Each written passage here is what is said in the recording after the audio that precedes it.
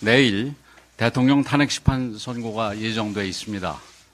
국회 탄핵소추 이후 111일, 변론 종결 이후 38일 만입니다.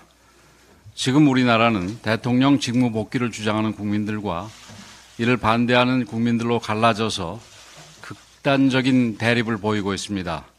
탄핵 심판 결과가 어떻게 나오든 큰 갈등과 혼란이 발생할 수밖에 없는 위태로운 상황입니다. 결국 가장 중요한 것은 헌법재판소의 올바른 판결입니다. 헌재가 국민들께서 납득할 수 있는 공정한 판결을 내려야만 판결 이후의 갈등과 혼란을 최소화할 수 있습니다. 헌법재판관들께서 법리와 원칙, 한 사람 한 사람의 양심에 따라 올바른 판결을 내려주시기를 기대합니다. 그런데 판결을 앞둔 이재명 대표와 민주당의 태도는 정말 충격적입니다. 이재명 대표는 승복 여부를 묻는 질문에 승복은 윤석열이 하는 것이라며 사실상 불복을 선언했고 민주당 의원들의 불복 선언이 줄줄이 이어졌습니다.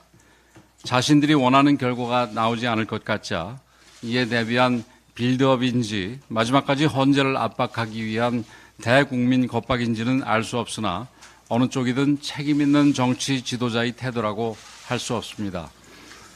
이재명 대표가 바라는 것이 충돌과 유혈 사태인지 묻지 않을 수 없습니다. 애당초 오늘의 사태를 불러온 데는 민주당 책임이 가장 큽니다.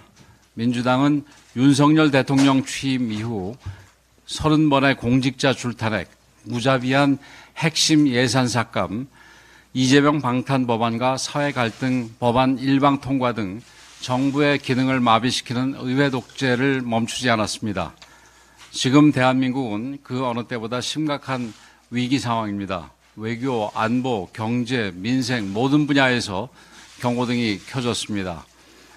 이대로는 우리의 미래를 장담하기 어려운 상황에 처해 있습니다. 이 위기를 극복하고 다시 도약의 길로 나아가려면 가장 먼저 정치부터 달라져야 합니다. 정치가 갈등의 조정자이자 사회통합의 마중물이 되어야 합니다. 아무리 의견이 달라도 대화와 타협을 통해 문제를 해결해 나가야 합니다.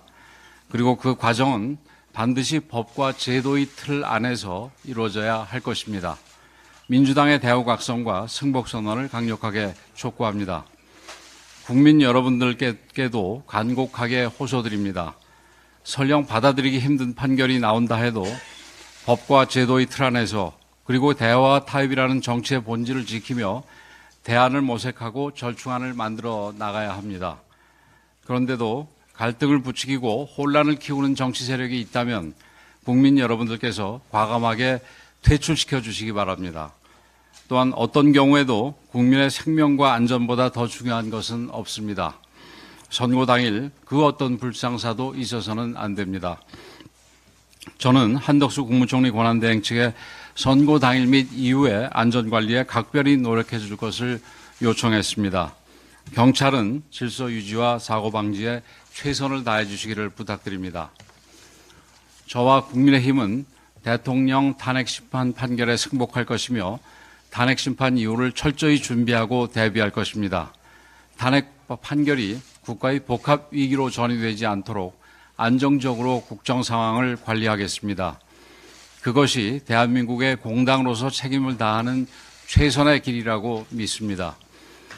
내일 헌재 심판 결과가 대통령 직무 복귀로 결정된다면 우리 당도 서둘러 적극적으로 개헌을 추진하겠습니다. 대통령께서도 임기에 연연하지 않겠다고 약속한 만큼 국민의 뜻을 모아 시대 정신에 맞는 헌법을 만드는 데 최선을 다하겠습니다.